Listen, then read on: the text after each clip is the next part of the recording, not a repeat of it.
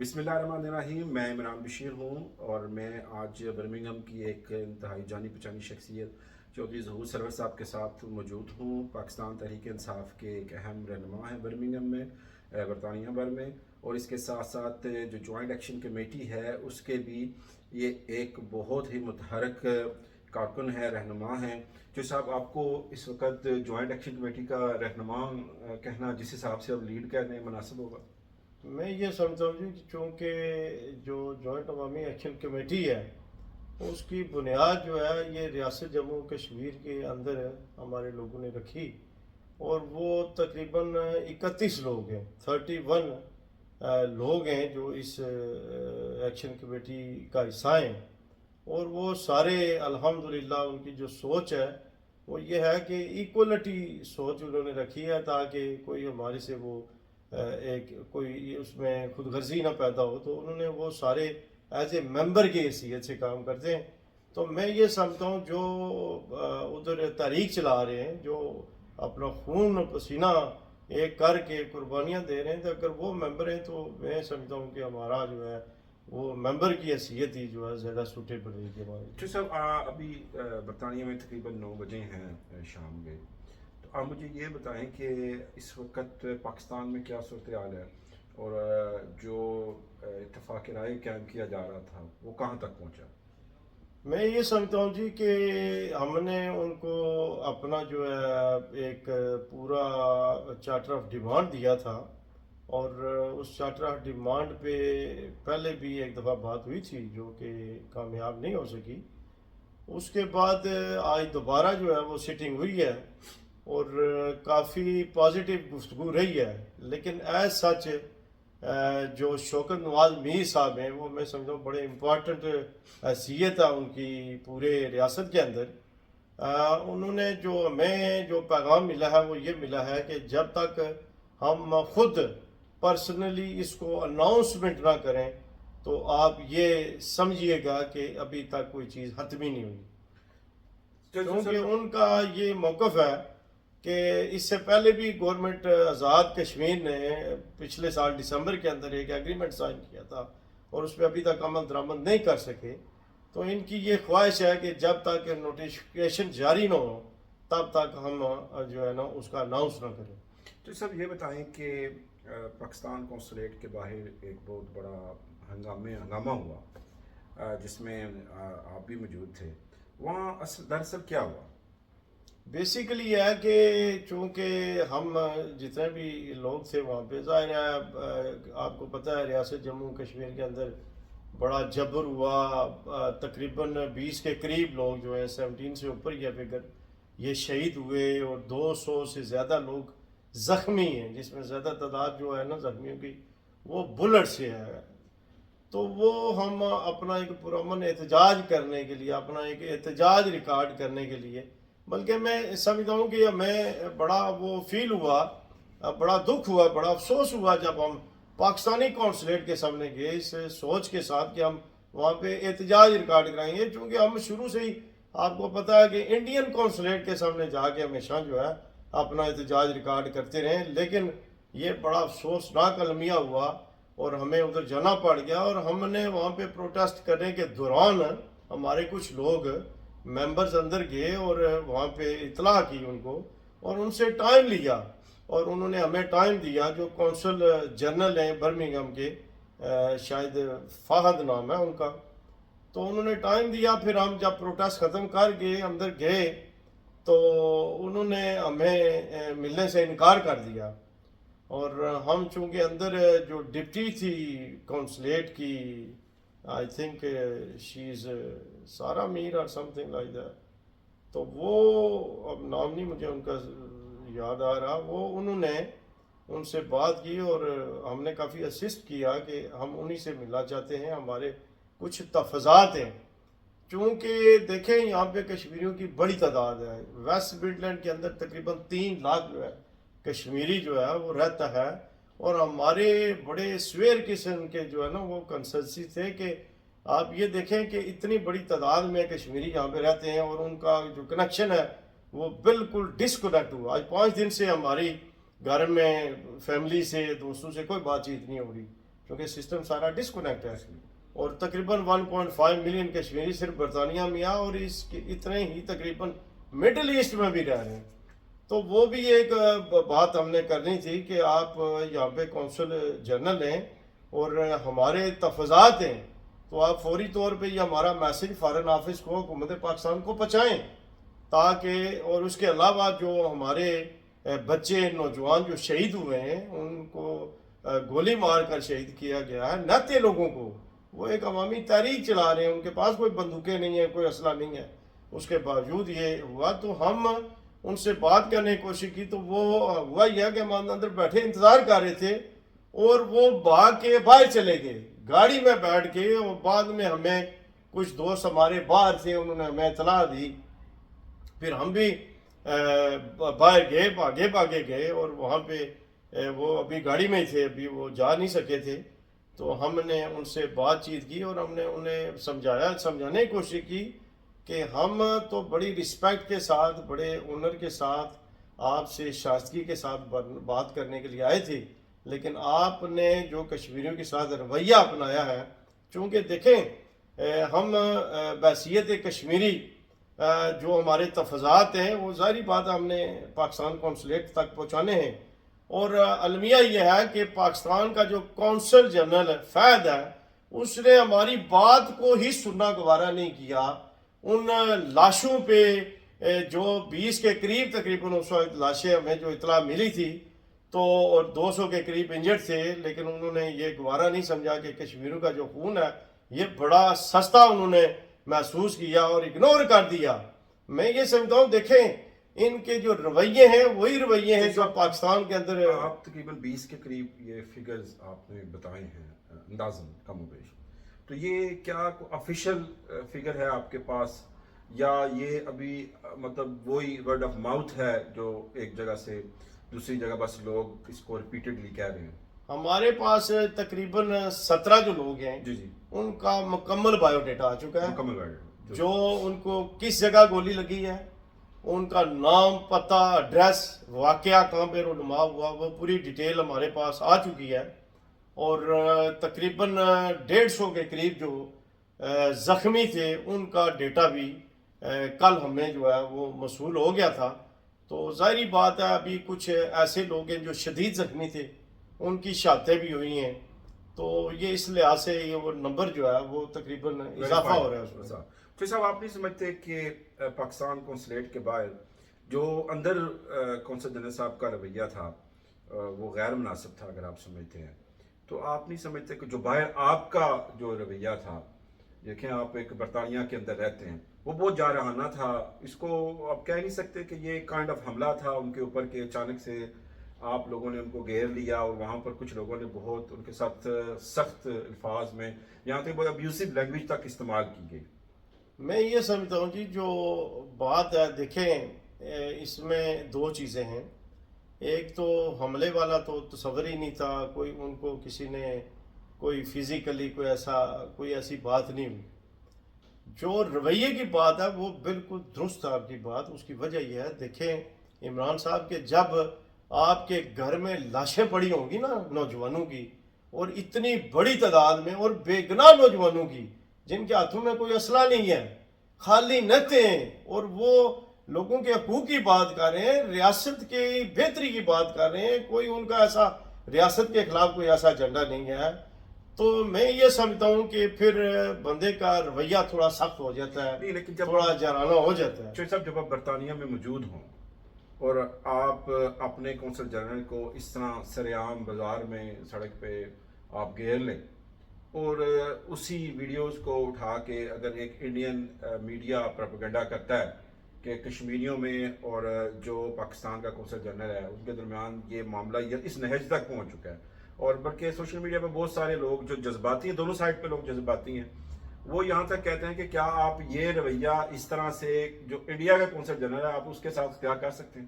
دیکھیں پہلی بات یہ ہے کہ اس ساری چیز کا جو ذمہ دار ہے نا، وہ یہ کونسل جنرل ہے. جی جی، وہ یہ کشمیری نہیں ہے یا ہم لوگ نہیں ہیں، میں بھی اس میں تھا. اس کی وجہ یہ ہے کہ ہم نے جو ایک لائٹ سٹیپ ہوتا ہے وہ اٹھانے کی کوشش کی. اسے اگلے دن ہم میمورنڈم بھی لکھ کے ادھر چھوڑ کے آئے. ہم تو وہ بات دوسرے دن پھر گئے, پہلے دن بھی چھوڑ کے آئے. وہ جو میڈم ہے ڈپٹی جو کونسل جنرل ہے اس کو ہم دے کے آئے. پھر چونکہ ہم تقریباً روز وہاں پہ جاتے تھے, تو اگر وہ یہ رویہ نہ اپناتے تو میں یہ سمجھتا ہوں یہ بات ہی نہ ہوتی. یہ آج اگر ہمارے دشمن ملک اس کو اٹھا رہا ہے یا لوگ اچھال رہے ہیں تو اس کے ٹوٹل ذمہ دار یہ کونسل جنرل برمنگھم ہے, اور عوام کا کوئی قصور نہیں ہے. جب دیکھیں جب آپ کی لوگ بات سننے کے لیے تیار نہیں ہوں گے, جب جہاں پہ آپ کی داد رسی نہیں ہوں گی تو آپ کے پاس آپشن ختم ہو جاتا ہے. میں سمجھتا ہوں کہ دوسری جو بات آپ نے انڈین کونسلیٹ کی ہے, یہ کافی باتیں سوشل میڈیا پہ بھی میں نے دیکھی ہیں. عمران صاحب ہم نے ہر جگہ عرصے دراز سے ہم جو ہے نا کشمیری انڈیا کے کونسل جنرل لندن میں بھی اور برمنگھم میں میرے ہاتھ درجنوں کے حساب سے ہم گئے. اور آپ کو شاید یاد ہوگا پچھلے سال آئی تھنک اٹ واز اکتوبر کا مہینہ ہی تھا, I think 24 October some thing like that, جب آپ کو یاد ہوگا کہ وہاں پہ بڑا تھوڑی سی لڑائی والا ماحول بھی بنا لندن میں انڈین کونسلیٹ کے باہر, اور ان کے شیشے بھی ٹوٹے, اور اس کے بعد انہوں نے پولیس کو بھی کال کیا, اور وہ کیس عدالت میں بھی گیا, اور عدالت میں جج صاحب کے یہ ریمارکس تھے کہ انڈین کونسلیٹ کے متعلق کہ آپ کا جو رویہ ہے مقبوضہ جموں کشمیر کے اندر, جس طریقے سے آپ ظلم اور جبر کرتے ہیں تو اس کا ریئیکشن تو لازمی بات آنا ہے. تو یہ کشمیری جو ہے یہ بڑی دلیر قوم ہے, اور مجھے فخر ہوتا ہے اپنے آپ پہ کشمیری کہلاتے ہوئے. اور میں یہ سمجھتا ہوں ہماری ریاست کے اندر ہماری جو مائیں ہیں بہنیں ہیں ان کا بھی بڑا کردار ہے. انہوں نے اپنے جگر کے ٹوٹے آج 5 دن سے وہ بھوکے پیاسے رات دن سڑکوں پہ اپنے حقوق کی جنگ لڑ رہے ہیں, خالی ہاتھ وہ کھڑے ہیں. وہ ان ماؤں کو بھی میں سلام پیش کرتا ہوں جنہوں نے اتنا بڑا دل رکھ کے یہ قربانی دی ہے, اور سارے ان لوگوں کو جنہوں نے ان کی سپورٹ کی ہے. تو صاحب آپ نے برمنگھم کے اندر جوائنٹ ایکشن کمیٹی کا ایک احتجاج آرگنائز کیا تھا, جس کے اندر آپ نے برمنگھم کونسلیٹ کے باہر اپنا احتجاج ریکارڈ کرا. آپ نہیں سمجھتے کہ وہ احتجاجی مظاہرہ جو تھا وہ ناکام ہوا, کہ اس میں جو میں نے فوٹیجز دیکھی ہیں اس میں سے 100-150 بندہ نظر آتا ہے, جبکہ برمنگھم کے اور گرد و نواح کے اندر 4 لاکھ کے قریب کشمیری ہیں. تو کیا آپ سمجھتے ہیں کہ یہ لوگوں کا اس پورے جو نظریہ اس سے اختلاف ہے, یا لوگوں کی اپنی یہاں پر کوئی اپنی مجبوریاں ہیں جن سے وہ نکل کے آپ کے ساتھ شامل نہیں ہو سکتے؟ میں یہ سمجھتا ہوں جی کہ پہلی بات جو ہے یہاں پہ جتنے ہم نے ابھی پروٹیسٹ کیے ہیں سارے ورکنگ ڈیز میں کیے ہیں, اور ورکنگ ڈیز کے ساتھ ساتھ سارے دن کی روشنی میں کیے ہیں. کیونکہ آپ برطانیہ میں رہتے ہیں, یہاں پہ آپ کو پتا ہے بڑے بڑے لیڈر آتے رہے, لیکن ورکنگ ڈیز میں پروگرام سکسیسفل ہونا بہت ہی مشکل ہے, چونکہ لوگوں کے بچوں کے, لوگوں کے کام کے, لوگوں کے سکول کے بچوں کے بے شمار جو ہے نا کمٹمنٹس ہے. اور دوسرا یہ ہے کہ جو ابھی جس طریقے سے ریاست کے اندر ہماری ایکشن کمیٹی کے ممبران نے جو کام کیا ہے, میں یہ سمجھتا ہوں ہمیں بھی اس شدت کے ساتھ برطانیہ کی سرزمین پہ ابھی کام کرنے کی اشد ضرورت ہے. تو صاحب آپ کا کیا خیال ہے کہ جو غصہ ہے اور جو اس ٹائم لوگوں کے جذبات ہیں کشمیری کمیونٹی کے, اور اسی طرح جو پاکستان میں بسنے والے لوگ ہیں, آپ نہیں سمجھتے کہ یہ جو محبت کا ایک تعلق تھا, ایک رشتہ تھا استوار پاکستان اور کشمیریوں کے درمیان, وہ ان چند دنوں کے اندر اندر یہ ایک دوسرے کو آمنے سامنے لا کھڑا کیا ہے؟ اور اس میں آپ کے بھی میں نے بہت سارے بیانات دیکھے ہیں, بڑے جذباتی مثلا وہ بیانات ہیں. تو آپ نہیں سمجھتے یہ تفریق بڑی ہے؟ میں یہ سمجھتا ہوں جی جو کشمیری اور پاکستان کا رشتہ ہے یہ کلمے کی بنیاد پہ رشتہ ہے, لا الہ الا اللہ محمد رسول اللہ کی بنیاد پہ رشتہ ہے. اور کشمیری جو ہے وہ کسی صورت, میں یہ سمجھتا ہوں کسی صورت پاکستان کی قوم سے دور نہیں ہو سکتے, اس لیے کہ کشمیریوں نے ملک کے پاکستان کے لیے اور پاکستان کی عوام کے لیے بہت قربانیاں دی ہیں. آپ دیکھیں, آپ مقبوضہ کشمیر کو لے لیں, مقبوضہ کشمیر میں پچھلے تقریباً 45 ایئر سے پریکٹیکلی ایک جنگ کا ماحول ہے، اور وہ جو کشمیری ہیں وہ پاکستان کے لیے فرنٹ لائن کا کام کریں، فرنٹ لائن کی حیثیت، جو بارڈر پہ نہیں جیسے ہمارا فوجی جاتا ہے اپنی جان دیتا ہے، میں یہ سمجھتا ہوں یہ آپ کے سولجر ہیں جو مقبوضہ کشمیر کے کشمیری ہیں، یہ فرنٹ لائن پہ پاکستان کے لیے کام کر رہے ہیں، ورنہ تو ہماری سرحدیں غیر محفوظ ہو سکتی ہیں، اتنا بڑا لائن آف لینتھ ہے سرحدوں کی۔ اور دوسری جو بات ہے، دیکھیں ریاست کی اگر میں بات کروں، آزاد جموں کشمیر ریاست کی، تو ریاست کے جو لوگ ہیں دیکھیں انہوں نے پاکستان پہ جب بھی کوئی مصیبت آئی، وہ زلزلہ ہوا، وہ فلڈ ہوا، دیکھیں میں نے آج بھی میڈیا کو یہ انٹرویو دیتے ہوئے صبح پروٹیسٹ کے دوران بات کی ہے کہ آپ دیکھیں منگلا ڈیم کی جو ہماری آباء و اجداد کی قبریں جو ہیں پانی کے اندر چلی گئی ہیں، لوگ اجڑ گئے ہیں، آج تک کچھ لوگ جو پنجاب میں جو گئے وہ سندھ میں گئے، سیٹل نہیں ہو سکے۔ آپ دیکھیں کہ ہم نے ایک دفعہ نہیں 2 دفعہ قربانی دی ہے اور پورے پاکستان کو روشن کیا ہے، یہ کشمیریوں نے قربانی دی ہے۔ اور دوسری سائڈ اگر میں دیکھوں تو پاکستانی جو قوم ہے اس نے بھی کشمیریوں کے لیے اپنی جانوں کے نذرانے دیے ہیں، تو یہ بڑا خونی اور بڑا گہرا رشتہ ہے۔ میں نہیں سمجھتا کہ اس میں کوئی دوری پیدا کی جائے۔ ہاں ہمارے جو حکمران ہیں پاکستان کے، ہماری جو اسٹیبلشمنٹ ہے، ان کی جو پالیسیز ہیں، ان پالیسیز کی وجہ سے مجھے یہ خدشہ ہے کہ یہ چونکہ بیچ میں کچھ ایسے لوگ ہیں جو ان کے سہولت کار جن کو میں کہتا ہوں، جو ایز اے ٹاؤٹ یہ کام کرتے ہیں، جیسے میر صادق اور میر جعفر کی مثالیں میں دیتا ہوں۔ آپ نے ابھی ذکر کیا کہ منگلا ڈیم سے جو لوگ بننے کے بعد ہجرت کر کے سندھ اور پنجاب پاکستان کے مختلف حصوں میں گئے، وہ وہاں سیٹل نہیں ہو سکے، آپ ان کے لیے درد محسوس کرتے ہیں، لیکن یہ جو 12 سیٹوں والا معاملہ ہے اس پر آپ کی کیا رائے ہے؟ دیکھیں جی، یہ جو 12 سیٹیں ہیں، سچی بات ہے، یہ بڑے عرصے کی بات ہے۔ میں اس وقت بہت ینگ ہوتا تھا تو میں سوچتا تھا کہ یہ 12 سیٹوں کا لاجک کیا ہے۔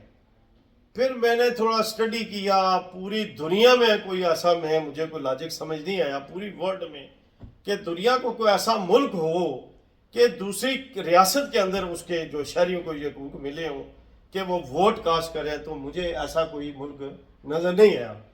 پھر میں نے اس کی تحقیق کی کہ اس کی وجوہات کیا ہیں۔ دیکھیں ہمیں جو بتایا گیا وہ یہ بتایا گیا کہ یہ جو سیٹیں ہم نے 12 رکھی ہیں، یہ لوگوں کو حقوق کے جو رائے شماری ہے اس کے لیے ہم نے یہ رکھا ہوا ہے کہ یہ لوگ رائے شماری میں شامل ہوں۔ یہ دیکھیں عمران صاحب، یہ بڑا آئینی بڑا کمپلیکیٹڈ معاملہ ہے، یہ آج کا معاملہ نہیں ہے، یہ کئی دہائیوں سے معاملہ چل رہا ہے۔ لیکن دیکھیں کچھ چیزیں ایسی ہوتی ہیں جو آپ دیکھیں نا، 78 سال پرانا ایک آپ نے ایکٹ بنایا، اور اس زمانے میں اور آج کے زمانے میں جو فرق ہے وہ آپ کے سامنے ہے۔ دنیا چاند سے بھی آگے چلی گئی ہے، اور ہم نے وہی قانون، وہی قاعدے، وہی طریقہ کار سسٹم چل رہے ہیں، ہمیں اس میں ریفارم کی ضرورت ہے۔ تو میں یہ سمجھتا ہوں کہ ہمیں اس پہ ریفارم کرنا چاہیے، اس میں بہتری لانی چاہیے۔ اس کی وجہ یہ ہے کہ دیکھیں آپ کے اگر ان 12 سیٹیں، یہ سیٹیں آپ کو شاید پتہ ہے کہ نہیں پتہ، جو مقبوضہ کشمیر ہے انڈیا کے ایریے میں، وہاں پہ بھی اسمبلی کے اندر کچھ سیٹیں کشمیریوں کے انہوں نے رکھی ہوئی ہیں، لیکن وہ سیٹیں خالی ہیں، ان کی کوئی فنڈنگ نہیں ہے، کوئی پاورز نہیں ہے، کوئی بندہ اپوائنٹ نہیں ہوتا، کوئی بندہ سلیکٹ نہیں ہوتا۔ ہمارا یہ المیہ ہے کہ ہماری وہ 12 سیٹیں جو ہیں وہ کشمیریوں کو بلیک میلنگ کے لیے رکھی گئی ہیں۔ یہ بڑا ظلم ہے، یہ بڑا المیہ ہے۔ اور اس کے ساتھ آپ یہ دیکھیں کہ بے شمار سینکڑوں کے حساب سے چیزیں سامنے آئی ہیں ثبوت کے ساتھ کہ لوگوں کے جعلی ڈبل، ایون آپ یہ دیکھیں ہمارے جو مہاجرین کے جو وزراء ہیں ان کے ڈومیسائل ہماری عدلیہ کا فیصلہ وہ جعلی ثابت ہو چکے ہیں، اور بے شمار جعلی ڈومیسائل لے کے انہوں نے پیسے لے کے لوگوں کو نوکریوں پہ رکھا ہوا ہے، اور جو ریئل لوگ ہیں جو میرٹ پہ آتے ہیں ان کی حق تلفی کر رہے ہیں۔ تو یہ بیسیکلی بلیک میلنگ کے لیے ہیں۔ جو کشمیری پنجاب میں رہتے ہیں وہ صوبائی گورنمنٹ کے فنڈ استعمال کرتے ہیں، وہ فیڈرل گورنمنٹ کے فنڈ استعمال کرتے ہیں، اور ان کو رائٹ ہے کہ وہ پاکستان کے اندر ووٹ کاسٹ کر سکیں۔ تو میں یہ سمجھتا ہوں اس پہ یہ بڑا سیریس میٹر ہے، اس پہ بڑا غور و فکر کرنے کی ضرورت ہے۔ اور وقت کی یہ ضرورت ہے کہ اس کے بارے میں ہمیں سنجیدگی کا مظاہرہ کرنا چاہیے، اور یہ جو ناجائز بلیک میلنگ اور اس کا ناجائز فائدہ اٹھایا جا رہا ہے اس کو ختم کرنا چاہیے۔ آپ سمجھتے ہیں کہ ان سیٹوں کو ختم کرنا چاہیے؟ اگر آپ ٹو دی پوائنٹ دا ڈور ٹاک، اگر آپ کو موقع دیکھیں، میں یہ سمجھتا ہوں کہ اگر یہ ختم کرتے ہیں تو پھر تو بہت ہی مطلب ہے کہ ایک جیسے کہتے ہیں نا جڑ سے اکھاڑ کے پھینکنے والی بات ہے، پھر تو سلسلہ ہی ختم ہو جاتا ہے۔ لیکن اگر خدا نخواستہ کوئی ایسا کوئی آنی یا کوئی ایسا کوئی سسٹم کوئی اگر آتا ہے، آڑے بحران ایسا کوئی آتا ہے، تو اگر ان کو خالی رکھ دیا جائے، کسی بندے کو کوئی اپوائنٹ نہ کیا جائے، کوئی فنڈنگ نہ ریلیز کر دیا، اس کو ایز اے سمبولین جیسے مقبوضہ کشمیر میں رکھا ہوا نا، یہاں پہ بھی رکھ سکتے ہیں، کوئی ایسی کوئی میں سمجھتا ہوں کوئی بات نہیں ہے۔ چوہے صاحب اب تھوڑا آگے بڑھتے ہیں فہیم کیانی صاحب کا انٹرویو کی جانب سے، اس کے چند ایک پوائنٹس میں آپ کے ساتھ ڈسکس کرنا چاہتا ہوں۔ ان کا کہنا ہے کہ جی کہ 12 سیٹوں والوں کو بہت محدود بجٹ دیا جاتا ہے، اور اصل کرپشن جو ہے وہ کشمیر کے اندر جو سیاستدان ہیں وہ کرتے ہیں۔ یہی بات وزیر اعظم جو نوار الحق صاحب ہیں انہوں نے بھی یہی کہی ہے کہ یہ لاسٹ 5 ایئر سے تو فنڈنگ ملنی شروع ہوئی ہے، جو 12 سیٹوں کے پر جو لوگ منتخب ہوتے ہیں، ان کی پہلے 10 لاکھ تھا، 20 لاکھ تھا، تو اب وہ کروڑ تک جا کے رک گیا ہے۔ تو آپ کیا سمجھتے ہیں کہ کروڑ کی تو پاکستان میں ویلیو نہیں ہے، اس میں کیا کرپشن ہوتی ہوگی؟ میں یہ سمجھتا ہوں عمران صاحب، جب 12 منسٹر ہوں گے، ہر منسٹر کے بعد 2 سے 3 4 گاڑیاں ہوں گی، ڈرائیورز ہوں گے، نوکر ہوں گے، 2 ہزار لیٹر مہینے کا پیٹرول ہوگا، رہائشیں ہوں گی، بجلی کے بل ہوں گے، ٹی اے ڈی اے ہوں گے، یہ معاملہ 5 سال میں اربوں تک چلا جاتا ہے۔ یہ بہت بڑی کرپشن ہے، یہ لمحہ فکریہ ہے۔ اگر ان کے پاس فنڈ نہیں ہے، بقول فہیم کیانی صاحب کے، میں ان سے یہ پوچھنا چاہتا ہوں کہ پہلے آپ سوئے ہوئے تھے؟ پہلے آپ نے کبھی کرپشن کی بات نہیں کی۔ اور دوسری بات یہ ہے کہ اگر ان کے پاس فنڈ نہیں ہے تو 10 لاکھ روپے کے اوپر ایک منسٹر آپ نے بٹھایا ہوا ہے جو کروڑوں روپے کے 5 سال میں تنخواہ لے رہا ہے۔ یہ تو ظلم ہے، قوم کے ساتھ ظلم ہے، ریاست کے ساتھ ظلم ہے۔ اس سے بڑا المیہ کیا ہوگا؟ اگر پرائم منسٹر صاحب یہ کہہ رہے ہیں کہ یہ ریاست کے اندر جو منسٹر یہ کرپٹ ہیں، تو یہ کس کی ذمہ داری ہے ان کو کرپشن سے پاک کرنا، ان پہ مقدمے چلانا؟ آپ نے احتساب بیورو کس لیے بنایا ہوا ہے؟ چوہے صاحب اگر کشمیریوں جو کشمیری پاکستان میں آباد ہیں، جو 123 گاؤں سے جن کا تعلق ہے، جو ڈی پاپولیٹڈ ہوئے، اگر آپ نہیں سمجھتے کہ وہ کشمیری جو ان کی تیسری نسل پاکستان میں؟ دیکھیں، میں یہ سمجھتا ہوں ان کا جو آباء و اجداد جو شفٹ ہوئے وہ بالکل کشمیری ہیں، کشمیری مہاجرین ہیں، وہ مائگریٹ ہوئے ہیں، وہ ان کا بائی برتھ جو ہے، ان کی جو مدر لینڈ ہے وہ کشمیر ہے۔ لیکن آپ مجھے یہ بتائیں، اب میں برطانیہ میں رہتا ہوں، ہماری ادھر 4تھی جنریشن چل رہی ہے، تو یہ جو میرے بچے ہیں یہ بائی برتھ برٹش ہیں، یہ ان کی مدر لینڈ تو کشمیری ہے، لیکن یہ اپنے آپ کو کنسیڈر ہی برٹش کرتے ہیں، چونکہ یہ یہاں پہ پیدا ہوئے ہیں، اس ماحول میں جوان ہوئے ہیں، اس ماحول میں یہ پڑھے ہیں، اس ماحول میں یہ بڑے ہوئے ہیں، اسی ماحول میں یہ جابز کر رہے ہیں، اسی ماحول کے اندر یہ بزنس کر رہے ہیں، اسی ماحول کے اندر نوکری کر رہے ہیں۔ پاکستان کے اندر ایک علاقائی تعصب، برادری ازم، وہ یہاں سے یکسر مختلف ہے، اور وہاں پر جو آباد کشمیر کالونی جیسے جہلم کے اندر ہے، وہاں پر جو لوگ کشمیری آباد ہیں وہ خود کو کشمیری ہی کہتے ہیں، وہ یہ نہیں کہتے کہ ہم پاکستانی ہیں۔ آپ کا یہ کمپیریزن کس طرح سے درست ہو سکتا ہے کہ ہم یہاں بیٹھ کے پاکستان میں اوورسیز کی سیٹ مانگیں پارلیمنٹ کے اندر، پاکستان کے نظام کے اندر، تو جب کشمیریوں کی باری آئے تو آپ کہتے ہیں کہ جی ان کی وہ سیٹیں خالی رکھی جائیں؟ دیکھیں، میں آپ کو پہلے عرض کر چکا ہوں کہ دنیا میں کوئی ایسا قانون نہیں ہے، دنیا میں کوئی ایسا ملک نہیں ہے کہ اپنے ملک کے علاوہ باہر جتنے بھی لوگ، اب میں ادھر بیٹھا ہوں برٹن میں، تو مجھے یہاں پہ اختیار کیوں نہیں ہے ووٹ ڈالنے کا؟ پاکستان یہ کیوں اختیار نہیں ہمیں دیا؟ دینا چاہیے تھا، نہیں دیا۔ انگلینڈ کے آدھے سے زیادہ لوگ آسٹریلیا میں، امریکہ میں اور کینیڈا میں سیٹل ہو گئے، ان کے پاس کوئی ووٹ کا اختیار نہیں ہے۔ اچھا، یہاں پر فہیم کیانی صاحب نے آپ کے اس سوال کا بیسکلی انہوں نے سوال ریز کیا ہے اس سے پہلے، ان کا کہنا ہے کہ بھارت میں جو غیر ریاستی جو افراد ہیں، جو کہ کشمیر سے جو ہندو موو ہوئے ہیں، جو بھارت مسلس نے ابھی تک ان کو ووٹ کا حق دیا ہے، اور وہ دہلی میں جا کر ووٹ ڈالتے ہیں کشمیر کے لیے. یعنی کہ جو سوال ابھی آپ نے اٹھایا ہے کہ دنیا میں کہیں اگزامپل موجود نہیں ہے، تو وہ تم آپ کے مقروضہ کشمیر کے اندر مثال دے رہے ہیں فہیم کیانی صاحب. وہ جو ووٹ ڈال رہے ہیں وہ انڈیا کے اندر ووٹ نہیں کاسٹ ہوتی، وہ ووٹ کاسٹ ہوتی ہے، ان کے پاس جو رائٹ ہے وہ بیک ٹو ہوم جائیں گے اور ووٹ ڈالیں گے. ان کے لیے کوئی سیٹ نہیں ہے انڈیا کے اندر، ان کے لیے انڈیا کے اندر فنڈنگ نہیں ہے. یہاں پہ جو ہمارے کشمیری پاکستان کے اندر آ رہے ہیں ان کے لیے تو فنڈنگ ہے. ان کے تو یہ اوپر 12 منسٹر بیٹھے ہوئے ہیں جو بوجھ بنے ہوئے ہیں خزانے پہ. ابھی یہ پچھلے دنوں آپ نے دیکھا ہوگا عمران صاحب کے کتنے ارب روپے کا سکینڈل نکلا ہے، کتنے یہ ٹیوب ویلز اور سارا سکینڈل پکڑا گیا ہے. یہ ایک بڑا فکریہ لمحہ فکریہ ہے، بڑا ظلم ہے، یہ ریاست کے ساتھ ظلم ہو رہا ہے. تو صاحب یہ بتائیں کہ جیسے فہیم کیانی صاحب نے، یہ میں اب ان کے انٹرویو کو ہم ڈسکس کر رہے ہیں جو پریس کانفرنس کا ماضی کا، انہوں نے کہا ہے کہ آپ نظام کو تبدیل کرنے کی بجائے آپ 12 سیٹوں کے پیچھے پڑ گئے ہیں کہ اگر 12 سیٹیں ختم ہوں گی تو نظام کے اندر سے کرپشن تو نہیں نکلے گی. دیکھیں مجھے تو حیرانگی ہوتی ہے ایسے لوگوں پہ کہ یہ کس طریقے سے سوالات کرتے ہیں. یہ سمجھتے ہیں کہ یہ بھیڑ بکریاں آگے بیٹھی ہوئی ہیں ساری. یہ تو ایسے سوالات کرتے ہیں جن کا کوئی وجود ہی نہیں ہے، جن کا کوئی بنیاد ہی نہیں ہے. آپ مجھے یہ بتائیں جی کہ المیہ یہ ہے کہ ریاست کے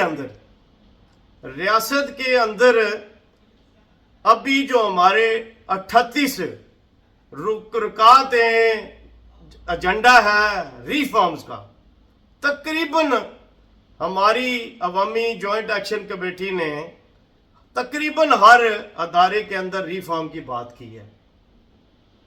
یہ مجھے بتائیں اگر ریاست کے اندر کرپشن ہے تو وہ کیسے ختم ہوگی؟ ادارے کیسے مضبوط ہوں گے؟ اداروں کو ریفارم کرنے کی ضرورت ہے. ریفارم کون کرے گا؟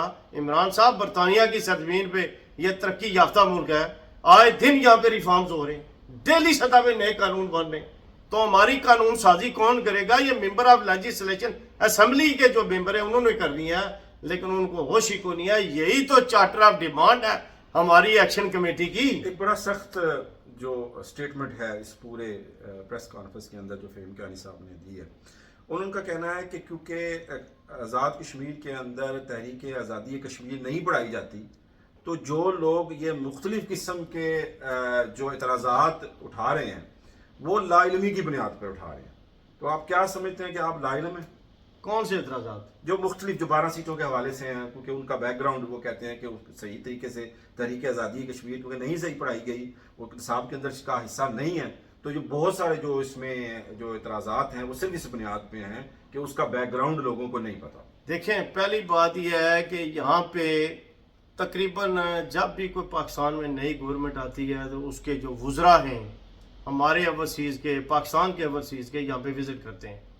میں نے 1 دہائی پہلے سے بھی یہ باتیں کی ہیں کہ جو آزاد کشمیر کے اندر جغرافیہ ہے اس میں مقبوضہ کشمیر اور ریاست جموں و کشمیر کا جو مکمل جو حدود دربہ ہے، جو 84,000 مربع میل پہ محیط ہے، اس کو سٹڈی کروایا جائے، ہسٹری کو سٹڈی کروایا جائے تاکہ ہماری جو جنریشن ہے، نیو جنریشن، ان کو اویئر ہو کہ ہماری ریاست کتنی پرانی ریاست ہے، اس میں اس کی تاریخ کیا ہے، اس میں کیا قانون تھے، کس رولر نے گورنمنٹ کی ہے، اور اس کا جو حدود دربہ ہے کیا ہے، اس کی زبانیں کیا ہیں، اس کا کلچر کیا ہے.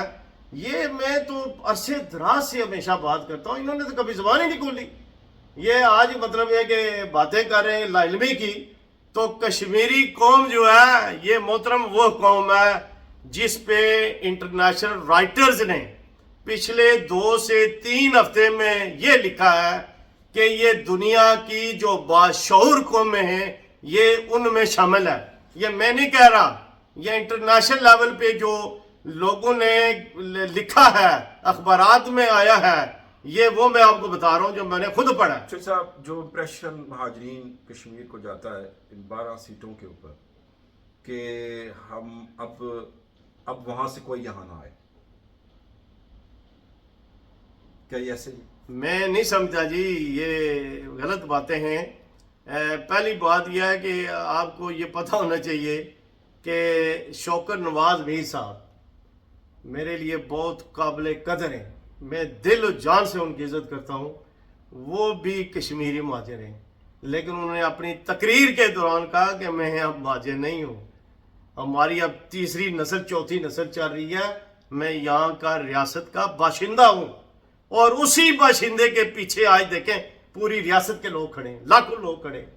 یہ آپ کیسی باتیں کر رہے ہیں کہ کشمیریوں کا وجود ختم ہو جائے گا؟ شناخت ختم. میں ہمارے بہت اجداد یہاں پہ 37 میں ہمارے فیملی جو ہے وہ آسٹریلیا میں گئی اور اس کے بعد برطانیہ کی سرزمین پہ آئے. ہماری شناخت نہیں ختم ہوئی تو کشمیریوں کی شناخت کیسے ختم ہو سکتی ہے؟ شناخت کوئی بھی قوم ہے نا جی، اس کی کبھی ختم نہیں ہو سکتی انلیس کہ وہ خود ہی اپنے آپ کو نہ ختم کرے. صاحب یہ بتائیں کہ جو پی ٹی آئی کا موقف ہے 12 سیٹوں کے حوالے سے، تو آپ کا موقف اس سے کچھ مختلف نہیں ہے؟ میں یہ سمجھتا ہوں جی، دیکھیں ہماری جو جماعت ہے پی ٹی آئی، انہوں نے بڑا واضح اس پہ موقف لیا ہے. انہوں نے کہا جی کہ یہ کمپلیکیٹڈ ایشو ہے، اس میں آئینی معاملات بھی ہیں، اس کو بڑی سوچ سمجھ کے ساتھ صلاح مشورے کے ساتھ انہوں نے کہا جی ایک اجلاس بلائیں جس میں سب کو بلائیں اور اس پہ ڈیبیٹ ہو، صلاح مشورے کے ساتھ خوش اسلوبی کے ساتھ اس کا جو ہے فیصلہ کیا جائے. تو صاحب ایک ماضی میں پاکستان کے ساتھ ایک ایسا واقعہ ہوا جسے اب کمپیئر کیا جاتا ہے کشمیر کی سچویشن کے ساتھ، وہ ہے بنگلہ دیش کا، کہ وہاں پر بھی حقوق کی بات چلی، وہاں پر بھی اسی طرح کے مطالبات رکھے گئے، اور آخری جس میں پاکستانی ڈیلیگیشن گیا تھا اس میں تمام مطالبات بنگلہ دیشیوں کے مان لیے گئے، ایک سٹیج اس جگہ پر پہنچ گئی. آپ نہیں سمجھتے کہ حقوق کی جو جنگ ہوتی ہے اس سے لڑتے لڑتے وہ لائن بہت باریک رہ جاتی ہے جہاں پر دشمن کے عزائم اور آپ کی جو جنگ ہے وہ ایک ہی سمت اختیار کر لیتی ہے؟ نہیں، یہ میں سمجھتا ہوں ٹوٹلی دو ڈیفرنٹ چیزیں ہیں، رائٹ اور لیفٹ کی چیزیں ہیں. دیکھیں جو تحریکیں نا حقوق لوگوں کے حقوق کی جو تحریکیں دنیا میں چلی ہیں، دیکھیں نیپال کو دیکھیں، سری لنکا کو دیکھیں، بنگال کو دیکھیں، انڈونیشیا کو دیکھیں، ملائیشیا کو دیکھیں، یہ سرحدوں کی جنگیں نہیں ہیں، یہ دشمن سے جنگیں نہیں ہیں، یہ معاشی بحران کی وجہ سے یہ چیزیں پیدا ہوتی ہیں. لوگوں کے جو حقوق ہیں یہ سلب، یہ بیسک اس کی جو وجہ ہے عمران صاحب وہ یہ ہے کہ جو رولر ہوتے ہیں، جو حکمران ہیں، وہ بجائے اس کے کہ ریاست اور ریاست کے لوگوں کی بات کریں، وہ اپنی آسائشوں کی، اپنی عیاشیوں پہ، اپنے خاندانوں کی پرورش پہ لگے رہتے ہیں، جس وجہ سے یہ آخر ایک دن یہ کام ہوتا ہے. چونکہ اللہ الحق ہے، لوگ ایک حد تک جو ہے نا، کوئی بھی شخص ہے، انسان ہے، ہم ایک حد تک ہر انسان کی برداشت ہے. جب پانی سر سے اوپر چلا جائے تو پھر بندے کو اگر کوئی تنکے کا سہارا بھی ملے تو اس کو بھی بندہ ہاتھ مارتا ہے. میں یہ سمجھتا ہوں جو عوامی حقوق کی تحریکیں ہوتی ہیں یہ یکسر ڈیفرنٹ ہیں. وہ لوگوں کے سیلف رائٹس کی بات ہوتی ہے، ریاست کی اندر کی بات ہوتی ہے، ریاست کی معیشت کو بہتر کرنے کی بات ہوتی ہے، ریاست کے اداروں کو بہتر کرنے کی بات ہوتی ہے، ان کو پاک اور صاف کرنے کی بات ہوتی ہے، اور اس کے علاوہ اپنی ریاست کے اندر آزادی اور خود مختاری کے فیصلے بات کرنے کی ہوتی ہے جو صحیح معنوں میں کیا جائیں تاکہ ملک اور قوم آگے بڑھے. اور سرحدوں کا جو معاملہ ہے وہ تو دشمن آپ پہ اٹیک کرتا ہے، وہ تو دشمن جو ہے وہ تو آپ سے خائف ہوتا ہے، یا دشمن جو ہے آپ پہ قبضہ کرنا چاہتا ہے، آپ کو کمزور کرنا چاہتا ہے. تو یہ ٹوٹلی دو ڈیفرنٹ چیزیں ہیں، اس کو آپ کبھی کمپیئر نہیں کر سکتے.